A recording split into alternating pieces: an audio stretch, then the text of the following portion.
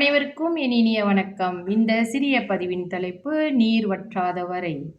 குரு ஒருவரிடம் உபதேச கூட்டத்தில் சீடன் ஒருவன் தன் நீண்ட நாள் சந்தேகத்தை கேட்டான். சுவாமி, பொருளாசை வற்றினால்தான் ஆன்மீக விழிப்பு ஏற்படும் என்கிறீர்களே, அப்படியானால் பொருளாசை கொண்டவர்களிடம் உள்ள ஆன்மீக நிலை விழிப்புணர்வு அற்றதா என்று கேட்டார். குரு சொன்னார், இளந்தேங்காயில் நீர் வற்றாத வரையில் அதனுடைய பருப்பையும் ஓட்டையும் தனியே பிரிப்பது கடினம்.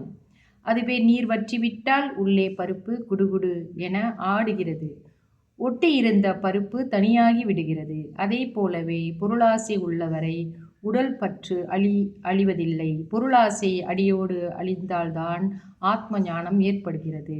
அதாவது ஆத்மா தனி, உடல் தனி என உணர்வு அப்பொழுதுதான் உண்டாகிறது.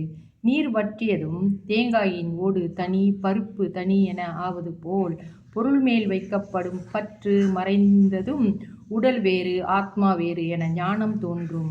அடுத்து நெருப்பு குச்சியை நன்றாக உலர்த்தினால் ஒரு முறை நீங்கள் கிழித்த உடனேயே குப்பென்று பற்றி கொள்கிறது. ஆனால் ஈரமான குச்சியை எத்தனை முறை கிழித்தாலும் அது தீப்பற்றுவதில்லை. அதே போலவே பொருளாசையில் ஊறிக்கிடக்கும் மனதில் இறைவனை பற்றிய விழிப்பு உண்டாவதில்லை. 1000 முறை முயற்சி செய்தாலும் அது வீணான முயற்சிதான். பொருளாசை வற்றினால்தான் ஆன்மீக விழிப்பு உண்டாகும். எனவே தேங்காயை தீப்பெட்டியின் ஈரம் இருப்பது மனதிலும் பொருளாசை இருப்பதும் ஒன்றெனக் கொள்ளலாம் என குரு முடித்தார். சந்தேகம் தீர்ந்தது சீடனுக்கு.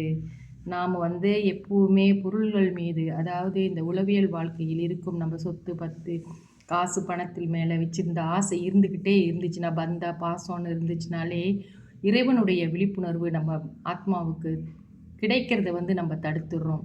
அதனால் எப்பவுமே இந்த பொருளாசையை விட்டு ஒழித்தால்தான் இறை ஞானத்தை நாம் பெற முடியும் என்று இந்த பதிவிலே நமக்கு தெரிவிக்கிறார்கள். நன்றி, வணக்கம். அடுத்த பதிவில் பார்ப்போம்.